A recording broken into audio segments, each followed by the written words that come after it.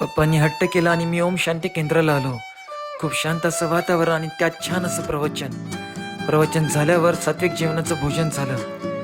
जेवण किती मस्त असेल हे या शिल्लक राहिलेल्या ताटावरून कळतं.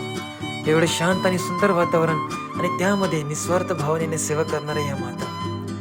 दुपार झाली आणि ताईडीला ऑफिसला सोडायची वेळ आली. राग नेहमीच्या नाकाच्या शेंड्यावर असतो जेव्हा मी निघायला नाटकं करायला लागलो. हिला समजवायला आई निघाली आणि आईच्या मागे मी. अभिनयाचा वाढदिवस जवळ येतोय म्हणून ड्रेस घ्यायला आलो, पण इथे काही आवडलं नाही. ताडीला ऑफिसला सोडलं आणि हिने कॅमेरा पुरतं स्माईल केलं. संध्याकाळी पुन्हा मॅडमला पिकअप करावं लागतं.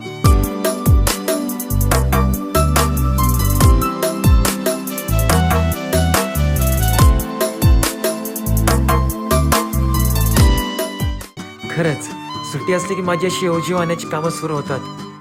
आम्हाला जुडिओला जायचं होतं आणि त्याआधी दोघात एक पॅटीस घेतलं.